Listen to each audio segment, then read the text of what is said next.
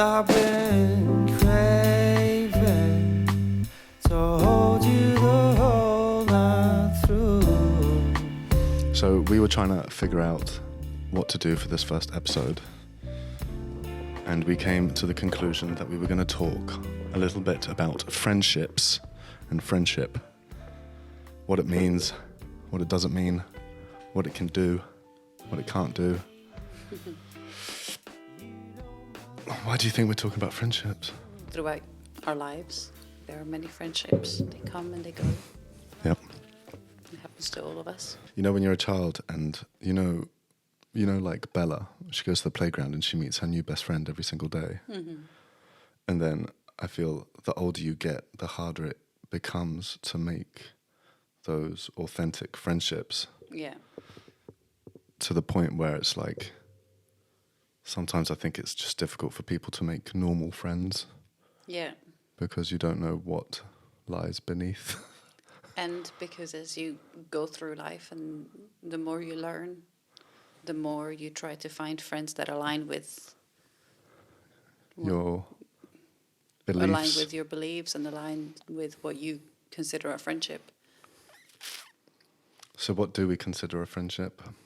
Well, now I would say that it's just somebody you have. It's not that different from what you want out of a relationship, like a romantic relationship, because you want somebody who you can just actually count on. Mm. You know, somebody that you can have fun with, but you can also have good conversations. Do you think that's the foundation of a good friendship then, that you can count on them? Is that like an important quality to a friendship? I think so. I think to me that's what, that's what one of the most important things is, that you can count on them.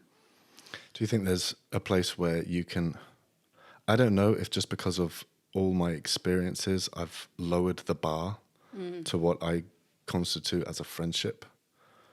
But I wonder if there's space where you can have friends that you don't necessarily feel you could count on them at the same time. Or is that like setting the goal too low? Should there be like another word for those kind of friends? Yeah, I mean, those are acquaintances or people you know or people you're friendly with. We have in Hungarian, we have a different word for it, because we have the word haver, which is like your buddy. It's like it's a mate, a buddy, but it's not a friend. Yeah. It's just somebody you like hang out with, go out with, party with, whatever, and it's just like a bit of a, somebody you know. And then you have a friend, which is borat, which means friends, and then that's the one that you have that's like a deeper connection. The word friend definitely gets overused.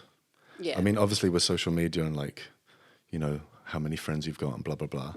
Yeah, but even friends. like off social media, how we so like casually say like, oh yeah, a friend of mine this and a friend of mine that, when maybe they're not actually friends, they're more chovets. Haver. And not borats.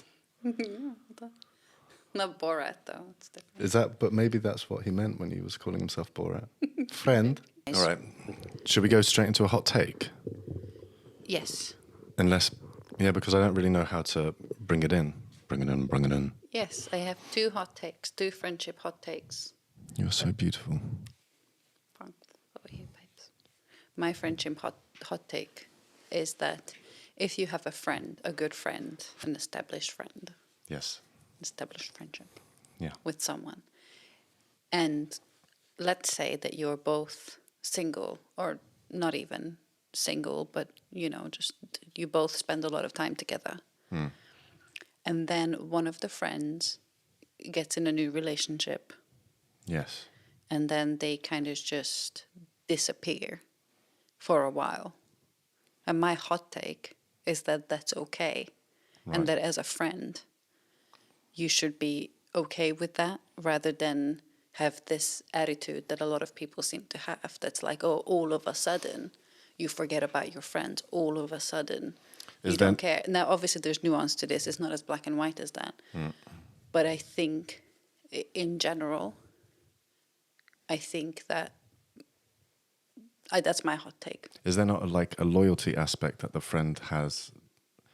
Because imagine if you've been friends with someone for 10 years and you've spent so much time together, and then suddenly they get a new partner that they hardly even know, and then suddenly they vanish. Do they not have like a responsibility to be a good friend? Yeah, of course they do. And they continue to be a friend. But I'm talking about, I'm not talking about if you're going through something difficult in your life as a person, if you're dealing with, I don't know, grief or depression, or you lose your job, or, you know, something deep, like something heavy happens, then, you know, you want your friend to be there. But generally, that's not the case. I find that most of the time, it's just the simple fact that it's like, I have no one to go out with now. I don't want to go to the movies alone. Oh, we used to do this together. We used to do this together all the time. And usually, because yeah, of course, if you disappear and your friend's reaching out to you like, look, I just lost my grandma, like I need a friend to cry, like a shoulder to cry on, and your friend just goes like, I don't give a fuck. That's not a great friend. But then in general, like, you know. So, having said that, say for example, it was to happen to you where a friend of yours got upset with you because you suddenly were off the radar. Would that then indicate that maybe you were a convenience friend to them and not an actual deeper friend? I think it could. I think it could. I think that if you have a friendship with someone and you love them and you care about them and you can empathize, especially, I'm talking particularly about relationships because I think that's what happens the most often. Because it's not likely, unless, you know, somebody starts school. But people seem to be more understanding if you start going to school and you have less time. Yeah. If you start doing work, people are more understanding. Yeah, right. But if it's a relationship, because it's your time is taken by this random By another person, man or woman or whoever. And I think that most people can relate to that feeling when you meet somebody new and you start dating and it's really exciting and you get into a new relationship and all you want to do is spend time with that person, especially in the beginning. And so if you can relate to that and you know that that's making your friend happy, again, given that they didn't completely disappear at the time of drastic, you know, like desperate need. Yeah. But just, you know, you were friends, you were doing your thing, whatever, and then this person met someone and then got into a relationship. I need to breathe. I think it's an interesting point that you made, that it's more forgivable if a friend starts a new job or a career, but as soon as it's like a threat to their own personal self, like a new relationship, suddenly it's not allowed. And this is when I think that you have to look at within and think, is this because of codependency issues? Is it jealousy? Or is it just that, you know, you really like hanging out with your friend and you miss your friend? And I think that's okay. But I think that, you know, if you have someone who you know is looking for a relationship or is open to a relationship or whatever, even if they're not, it's just part of life for people to go through that. And I think it can be really unfair for that person to meet somebody new, get really excited, have this like new relationship, you know, buzz, whatever. Yeah. And at the same time, constantly having that guilt. Yeah. That like, oh, fuck, but, you know, I still need to like check in with her all the time or check in with them all the time and make sure that they're this, make sure that they're that, so that they're not alone, so that they're not this. And again, you know, in certain cases I understand, but in general, it's like, so just allow it. A friendship shouldn't become work. Because I would argue that relationships, there's certain work that has to be done because of the closeness that people get in relationships. You have to do work, but maybe a friendship, there shouldn't have to be work done in order for it to survive. No, I think that in different aspects there can be, but I think in this particular thing, I think it's not fair for people to project that kind of whatever it is they're projecting, because that's what I think it is a lot of the times. Because if you can't find, like, for that time being, because you know this might not last forever. In fact, if they break up, then they break up. Yeah. And then if they stay together, they still eventually the freshness of it all will wear off, and you'll end up seeing your friend more again. You know, it's usually just the beginning part of relationship, unless something fucked up is going on. Can I give you like a life example that happened to me, and then maybe like give me your opinion on what the two different relationships meant? So there were two separate friends, both of them I would consider like in the top 5 of friends. And at different times in my life, I've disappointed them both greatly. Okay. Right? One of them I'm still friends with, and hopefully we'll see him later on in the year. The other has never spoken to me ever since. Okay. Which was now 6 years ago. Okay? So one friend, it was his wedding, and he really wanted me to come, and I kind of just blanked him and ignored it and never went. And it was like it was a deep wound for him, and I knew it was, and he expressed that. But over time, it's kind of been forgiven, and I feel like it's because there's an underlying friendship there. Yeah. Has it been forgiven, or has it been apologized for? I don't know if I apologized for it. Okay. I'm not sure actually, but I think when I see him in person, I will do. Okay. The other one was a case of she came over to the city that I was living in with a friend, and she'd been going through a pretty rough time. And when she came over, I blanked her and I didn't meet up with her because I was going through my own stuff. But the reasoning's almost not relevant. And it was an unforgivable for her that I didn't meet up with her. I guess in her time of need. What's your take on those two different relationships then? And I apologized to her. Okay. And I tried again a year later, and it was like non-reciprocal. I think I got the answer, maybe try again in another year, to which I didn't. Yeah.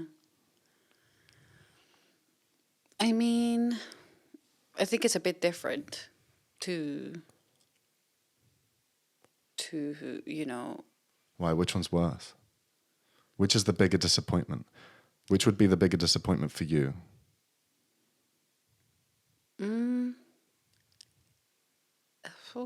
Because you're not going... Go on. Well, it depends on like how close, because you say this friend expressed that it was in the time of need for her. If you know that and choose not to, I think that's worse than just blanking a message about the wedding and then the other person kind of just went along with it and moved on. Because clearly for them, then it's either not that deep or they can compartmentalize it. They can do that, or they just weren't that hurt to begin with. Yeah, no, he was definitely hurt. But I think it's a little bit different than my hot take. Oh yeah, no, I changed the subject. No, I know. Well, I related it because it's a case of like different levels of... What was your hot take again? Different levels of severity. Yeah, my hot take is that it's okay for a friend to disappear for a little while when they get into a new relationship and just kind of not hang out with you 24/7. Like, you know, it's okay. It's just like fucking let it be kind of thing. Yeah. Why has that happened with you, where you've done that and then you've like got in trouble? Yeah. And people have been pissed off with you because suddenly you're off the radar. Yeah, and I'm sure it happened the other way around as well when I was younger. And I'm sure I would have been pissed off about it then.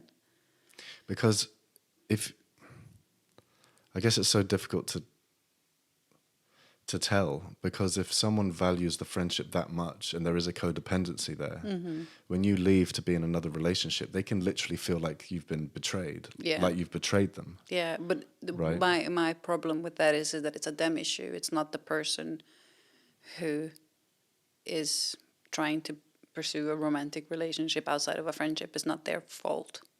Well, unless they are being agree. a really neglectful friend. Yeah. Which I think if the person, the friend expresses that they're in great need, and like it's not just I'm alone. on a Saturday night. How do you like know the difference though? Where's the line? Like, because somebody's great need might be somebody else's like not a big problem, or like what That's some. true. Do you know what I mean? And Yeah. you know, one friend might need that other friend, but the other friend might not be in a place to provide that anyway. And then, For sure. and so then, at what point does a friendship have, what's the word? Like, at what point does a friend have to let go of these expectations of what a friendship is? And is like a true friendship where there is no expectation? Yeah. Do you know what I mean? Yeah, I mean, I think that's definitely a good thing to lean towards in general, the no expectation things, as we've learned, I think, by now. Yeah. That it's better to try to have no expectations. It's an interesting concept, and it's like in all relationships. Yeah. Because at what point, where's the line between having no expectations and then the other person just being reckless? Yeah. I think you know in your friendship. This is why I mean in established friendships, when you've been friends for a while, when you know the person, so then you'll know. Because in my circumstances, I just know from my experience that that was exactly the case. And from what I've heard from other friends and seen it play out with other people, I think that's most of the time that's the case. Obviously, sometimes you have when it shouldn't be like that. You know, if I think in general there are some cases where you can tell, you know that friend, and you know whether they're really going through something or not. I think you can tell the difference a lot of the times. At least that's how I feel that I could tell that it wasn't about I don't me know. being neglectful. It was about them not Yeah. being okay with not having a buddy to do things with, Yeah. you know. And I've been on the other side as well. And I felt like, oh, you know, but that was because it was impossible for me to be alone. Yeah. I couldn't stand the thought of being alone. That's not a them problem, No, it's a you problem. you know. So it's not fair for me to be like, oh, but you want to be with your boyfriend instead of me. It's like, well, first of all, yes, and that's okay sometimes. And also, like, the fact that I can't be alone or don't want to be alone, you know. Yeah. It's got me thinking a lot about that friend that I didn't meet up with. I just don't. I don't know how much. I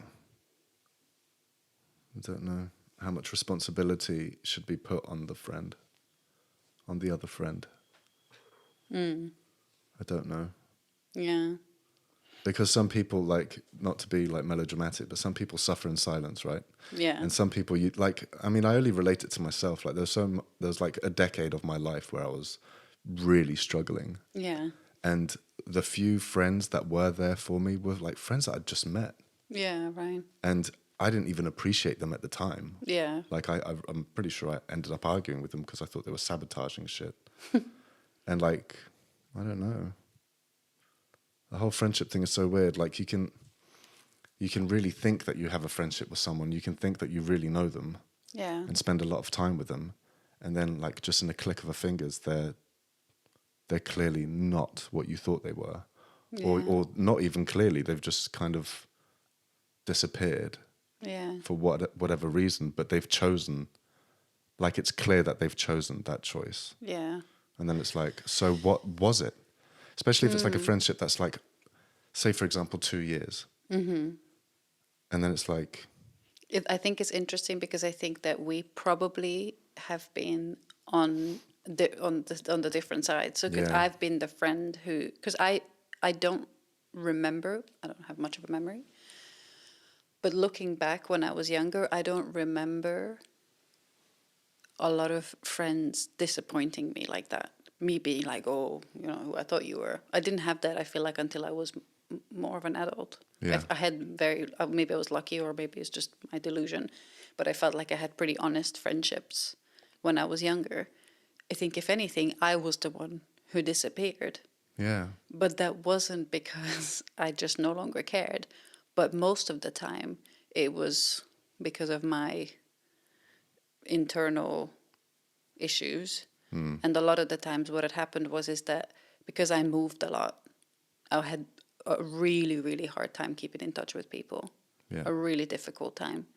And so when people try to keep in touch with me, if I don't respond and I seem like I've disappeared, if enough time goes by, it becomes too hard. And the more time goes by, the harder it becomes. And that's how I disappear as a friend. Yeah, right. And I've done that a lot in my life, Yeah, to a lot yeah. of people. And so I've been the friend who disappears, but not because I don't care anymore.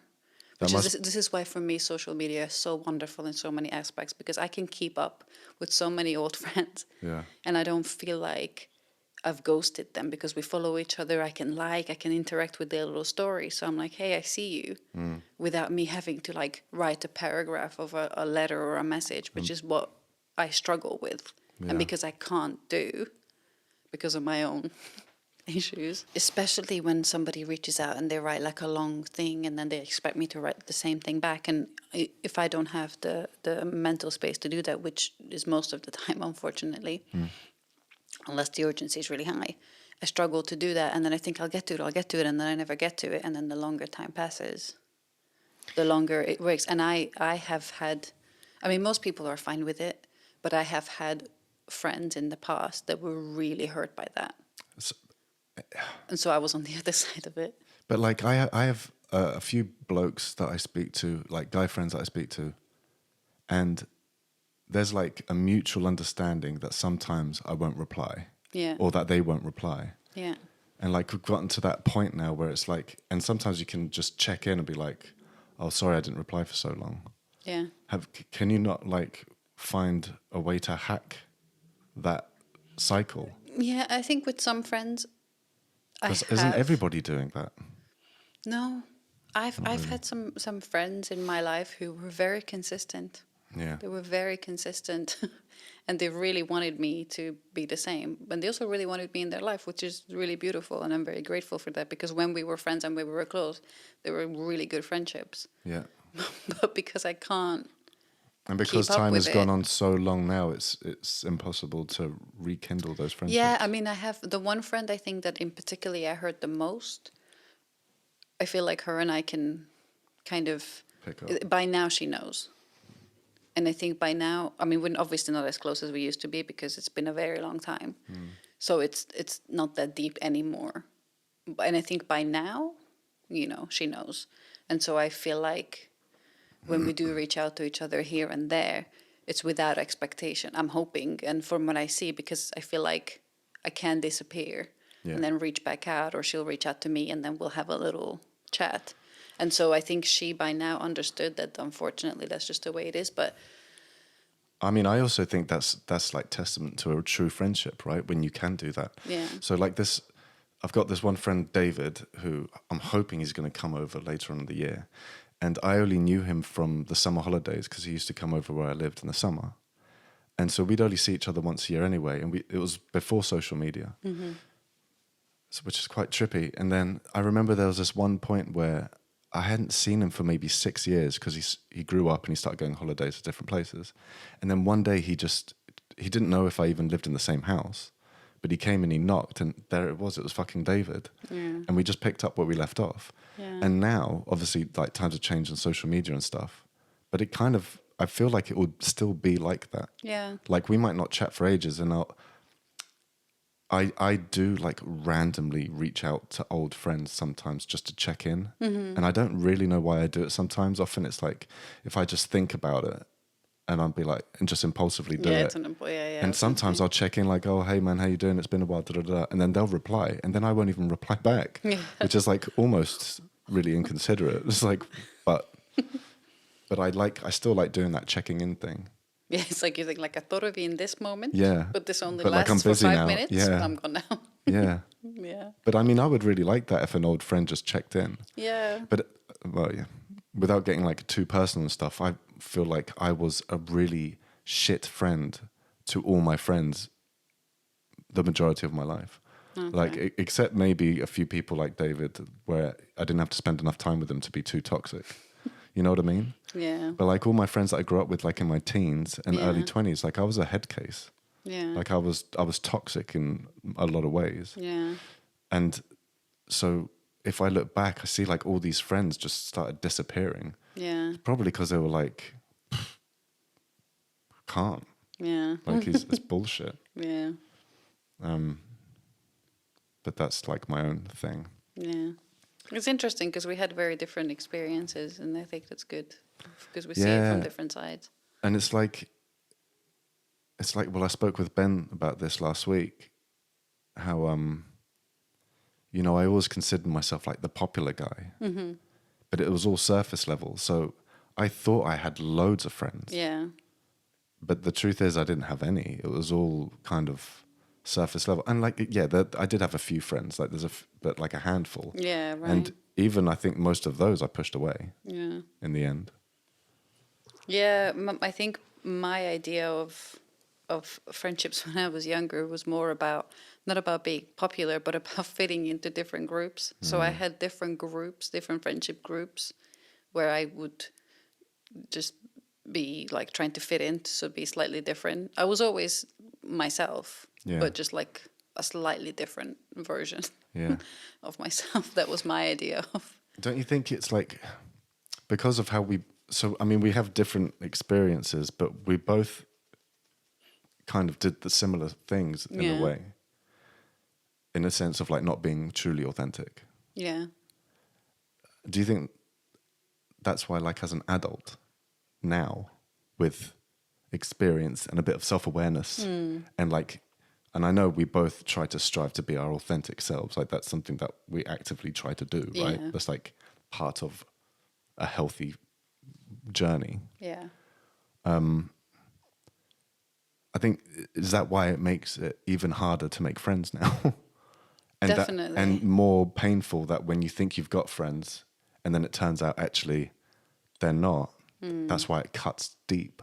Yeah. Because it's like, fuck, I don't even know what are friends anymore. Yeah, right. Because there's so many more like boxes to tick before you're like, oh, that could be a friend.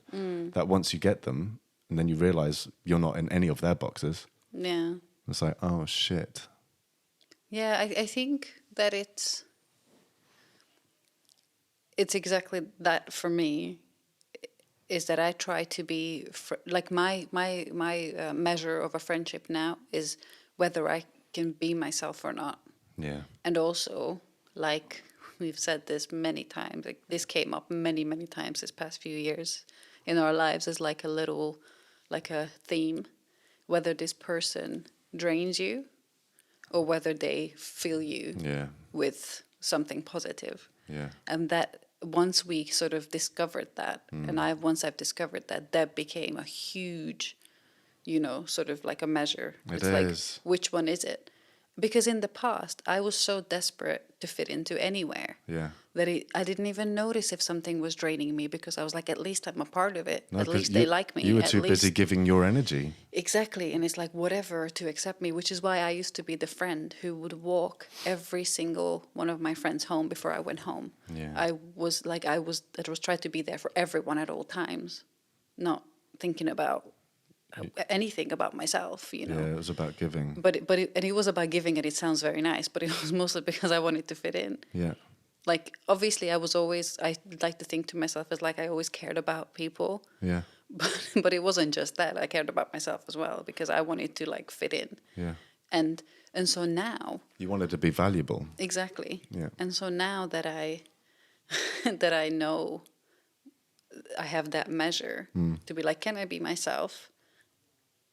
Obviously, like I think sometimes you just, whether you click with a person or you don't click, that's a thing. Yeah. And I don't know how to explain it more than just you feel it. It's like a connection that whether you have or you don't. But apart from that, it's like, do they drain you? Yeah, it's a massive one, isn't it? Or does it give you does it inspire you? Does it make you feel good? Does it, even in times of difficulty, even when they're having a hard time and you're listening to them, if you're having a hard time and they're listening to you, even in all the shit of it all, you feel that like the yeah, good yeah. thing about it. It's such an easy. Once you're aware of it, it's such an easy measure to walk away from having spoken to someone and just tapping in. Like, how do I feel about that? Exactly. Do I feel better or do I feel worse? Exactly. It's so easy.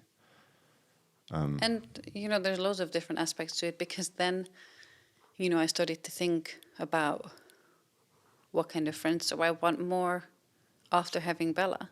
Yeah. Because before that, I don't know, I guess I had friends around me, people that I knew. But I always was just the kind of person who had like one or two close friends.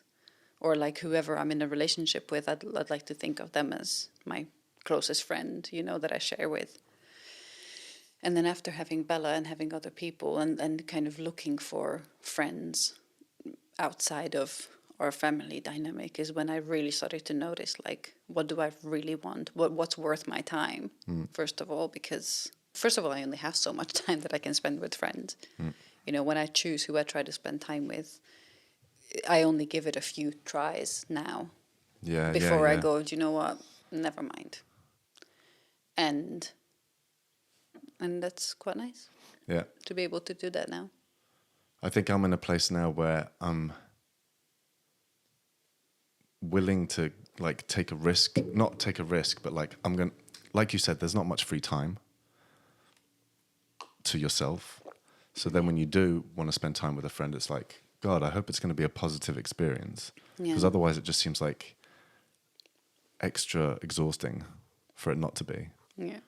But I think for a while back there, I was hesitant to meet any new friends because it's like, I don't know, I had this kind of slightly pessimistic view, like everybody sucks. I can't be fucked with that. Everyone always lets me down. And then I was like, okay, well, you can't live life like that. Yeah, exactly. But like you said, it's like meet up with someone once or twice, see how it goes. Yeah, and depending on how desperate you feel, you give it a few goes before you realize, like, oh, this person isn't the friend that I need in my life right now. Yeah. Which is also fine, like, it happens, but yeah. It's difficult to tell. Yeah. Okay, what's the other? Oh yeah, the moral dilemma. I have another friendship hot take. Friendship hot But take. I don't know if we'll discuss it or not. But Oh yeah, we'll find out, exciting, yeah. exciting. I think I wasn't close enough. Okay. Do you want to hear my other hot take? It's very hot. Fresh from the oven. Hot and takey. Okay, so my hot take, God, you've got a beautiful voice. and this isn't a fully articulated thought, because I just came up with it not that long ago, so just give me some grace. You're a bit this of a is- thinker. Yes. Talk to me. But also this hot take is just like popped into my head. It's like, oh yeah, this is what I believe. If we unpack it, I might change my mind. This is one hell of an intro. My hot take is that... Can we just define what hot take means quickly? Hot take means that it's an unpopular opinion. It's Oh, it's okay. not something that most people would agree with. All right, gotcha. Potentially. Okay. Potentially, maybe. Is that the saying that business and friendship shouldn't mix, I think is bullshit. Okay. I disagree with it. That business and friendship shouldn't mix. Yeah. You know how people say that, right? It's like a thing. Explain it to me. When people come together for a business, whether they start a business together or somebody works for someone, whatever, and then it goes bad. Shouldn't mix business with pleasure. One way or other, yeah. And then people say you shouldn't mix. This is why you shouldn't mix, friendship and business, because it always ends bad. Because somebody gets hurt. I'm definitely yet to prove that it can work. My hot take is that the reason why it's bullshit in some cases, because I think that if you break it down, right, the reason they say that is because your friends outside of business is black and white, it's this, it's that, right? Which I think in itself is a problem, because it justifies treating people like shit. And so they say don't mix friends and business because I want to treat you like shit, but I can't because you're my friend. Right. And so we're going to clash heads. Now, this isn't the case every time. No. And I know in some cases it's blah, blah, fucking blah, there's always. But I think in general, we've grown very accustomed to the idea that you should be treated like shit by your employer. Yeah. That's the baseline that we're at, especially at bigger companies, especially just as another employee. You're not really looked at as a human sometimes, and you're definitely not looked at as like somebody to consider as a friend. Is that more a problem because of what the friend considers to be a normal way of treating an employee? Or is it something that they are lacking from what they expect from a friendship? Like, what I mean is is it because they don't respect their friends anyway? Or is it because they are in a position where they think, you know, because it's work, I can treat you like shit? Do you know what I mean? Yeah, I think it can be. I think it could be so many things. And Like I think if you have respect and communication with your friends, yeah, then is there, like, well, you agree, there should be space in work with your friends to have the same kind of right. dynamic. Well, so I will explain it with an example Okay. for me Yeah. personally.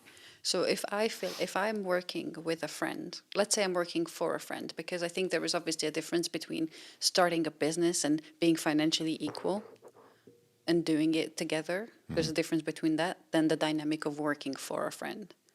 So for example, for me working for a friend, if I work for a friend and I don't expect special treatment because we're friends, Yeah. but I'd like to think that this person treats everybody with respect and kindness and just, you know, that's just how they treat people, whether it's an employee or whether it's a friend. Now, me as a friend can acknowledge that I work for you. And so I am here to help your business thrive in some way. Yeah. And so I respect how you run your business. You can be there and you can be supportive, and they can make choices in the business that you don't necessarily like, you wouldn't do yourself. Yeah. But it's their business. You're there to support. You're doing your thing. And that's all. And like, yeah, obviously, like other employees who don't maybe have that personal relationship, they don't care as much. But everybody's treated equally with respect. Yeah. And everybody's cared for and looked after. And if something happens, you have compassion for them and you have, you know, care for them. And I think that when things go wrong is because somebody, for example, tries to Take the piss. take the piss out of their employees, which is a lot of, I mean, I'm talking in terms of like bigger places, right? I'm not talking about a little family run business a lot of the times. No, I think But if somebody it can has- happen in both, right? Yeah, right. But if the more money that is at stake, the more people become cutthroat and they say, well, it's just business. And it's like, that Yeah. doesn't mean that you can disrespect and disregard people, whether it's a friend or an employee. And so that's why I think, and a friend will be like, excuse me, we're friends, how can you? Whereas an employee is not allowed. They're like, well, you don't matter to me, you're just an employee, so you can fuck off anyway. I think that attitude Yeah. I mean, it's definitely is not a great way to look at it, because it's definitely a problem if the employer has got a like authoritarian kind of style of being a boss. yeah, And you'd like to think that if, well, I guess it's difficult for an authoritarian boss to have friends working for them. yeah, And I can see why that would cause lots of problems. yeah, Because if they are okay with treating their employees like shit, yeah. Then you just as a and then then as I a think, friend you have to kind of take it up the corporate arse just because your Yeah. friend is a shit boss. exactly, and But by consequence, they're also a shit friend. yeah, right. A lot of the times they are, well, yeah, this is it, and this is exactly what I mean. Where they say it shouldn't mix. I think it should mix, and I think it should teach people Yeah, I agree. who are employing people and their friends or whoever they're employing that you need to. I'm not saying you have to have a personal, deep connection and relationship with every single person that you employ, but this idea that your employees are just like, well, they're here to get paid, they can fuck off kind of thing, is a root of a lot of problems, first of all, when Yeah. it comes to capitalism and just society in general, right? Like the fact that that's how you can exploit people, because you can dehumanize them a little bit. It's like, well, you're just a number. I don't really see you that well. I don't know who you are. I just, whatever. But if it's a friend, you can't do that. And so you either get exposed and the friend goes, actually, you're a shitty person, I'm going to walk away. Yeah. Or you get fired or whatever can happen. Yeah. Or you kind of go, fuck, yeah, you know, I should like treat. Look at myself and Yeah. try and And so that's my figure- hot take about that. Because, and I'm in a very fortunate situation where I can prove yeah, that I have proof that it can work. that you I can be friends with somebody. I can work for them. and they can be And I can your have boss. mutual love and respect. I can see them as my boss, and I can see them as a kind of boss that I want to work for, and as a kind of friend that I want to work for. Yeah. It's like it doesn't mean that they run their business exactly how I would do And so, it. so I'm going to play devil's advocate. So for the and I agree with you. So I'm kind of like just emphasizing your point. But for the boss who has friends working for them, but their friends, because they get paid less or because they don't like the way that things are running, maybe they aren't working to the level that they're expected to, or maybe they're not doing things the way that they need to be doing them for the job to run smoothly, right? Right. And then in that case, it's like, okay, well, this is a business and it needs to work. Otherwise, there is no business and no one gets paid. Right. It's at that point where the boss has to step up and go, right, a transparent conversation has to be made. Yeah. Because if an employee who's also a friend is doing something out of check, like out of line, and it's possibly, Jeopardizing the business. then a conversation has to happen. Yeah.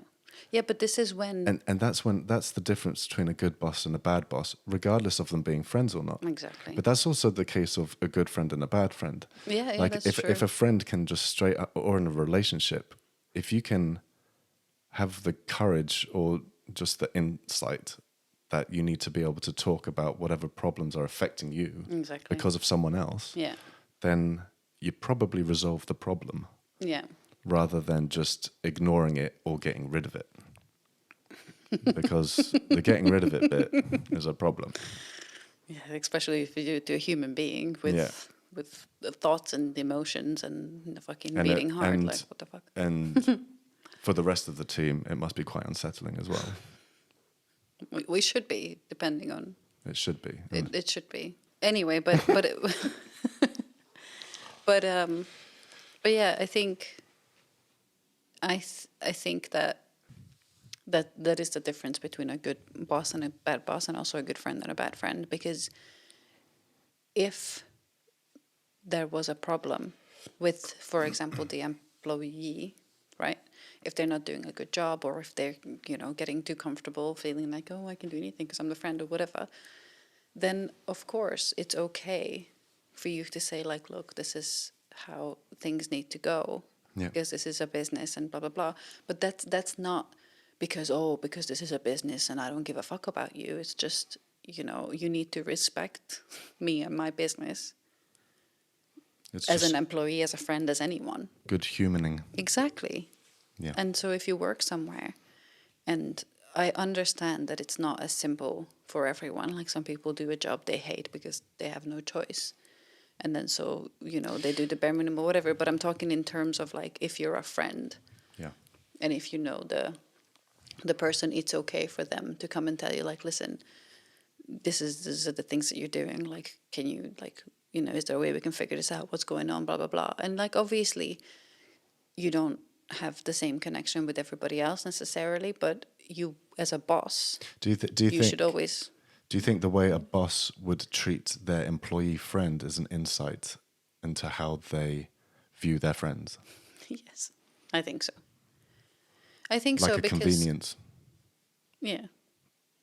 Because if they treat their friends like a number, or like a convenience, or like just a skill set that they need for their business, and then they have a problem with it, and they don't respect the person behind the skill set, that's an insight into how they view the person. Exactly. Because they're putting their own business first, almost. Yeah, exactly. Yeah, and I think, again, that's not a great place to be either way. I think that's what a lot of the problems boil down to, is that we as a society accepted the fact that if you work for someone, even if you don't know them and if you've never met them, it's okay in the name of this is business, I was this gonna is say, money, this is black and white. What would you say to bosses that go like, yeah, but we need to run a business here, so we need to have rules and things need to be strict for things to get done? I would tell them that it is by now proven by people that if you treat your employees with respect and if you actually care about them, it increases their fucking performance. Because I see more and more of these small businesses, obviously I'm not talking about big fucking chains or whatever, but small businesses doing this thing where they are trying to like give back in terms of, you know, if they become successful, the people that work for them, they become successful as well. And because it's not a lot of people will argue that the goal is like you invested your own money and it's your business and it's your thing and it's yours to run. And so everybody just needs to do what they're told. But the reality is that if you could do it all by yourself, you would do it all by yourself. The fact that you can't, those other people are there and you're paying them to help you grow your business. And so you can say it's yours all you want. Without those people, the business wouldn't exist. And so, you know, if you think that you should be this high up and everybody else needs to be this low down, that's a problem. It is a problem. That's a problem. And that's the problem that we're having in society right now. And especially when they have this like you're replaceable mentality. Yeah, exactly. Because then it's like that really is how people get to the top of the power food chain, and it's because it's the easiest way. Is because you get to dehumanize the people that are working for you. And so it's justifiable. It's okay. It's easier for you to go like, yeah, but I, you know, I'm the brain, I'm the talent, I'm the this, I'm the that, it's my money, it's my this, it's my that. And it's like, sure, but then do it all by yourself. Yeah, right.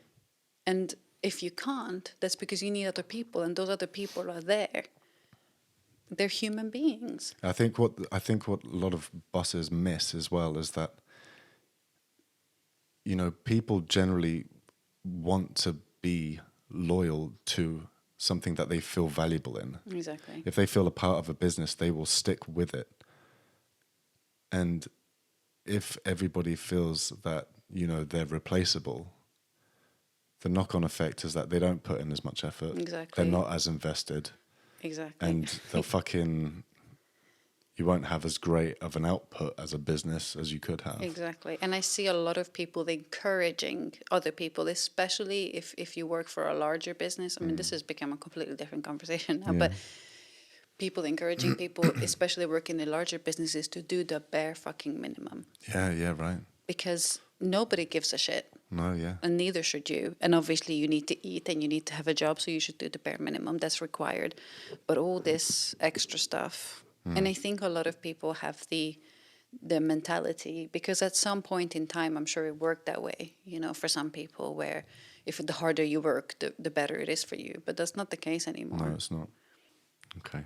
And this is another important distinction to make about friends, is that I think that, in my opinion, in a good friendship, when I say you can count on the other person, doesn't mean that they need to be like, you know, available to you 24/7 all the fucking time and pick up the phone every single time and all that kind of count on them, but count on them to be there for you within their abilities, you know, doing the best that they can do, and they're genuinely showing up to the best of their abilities, depending on where they're in their life, because sometimes you're in a shitty place, and that's okay, and you can give the other person compassion and understanding, but for the most part, no, not all friends can give 110% of themselves. No, and you should meet them where they're at, 100%. But supposed to be there for each other, not, well, it's supposed to help. I don't know what the point is. I'm quite tired now.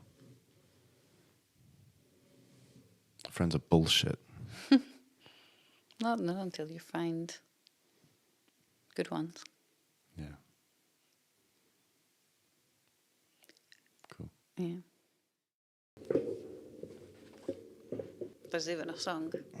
haver, vagy barát. Csak egy haver.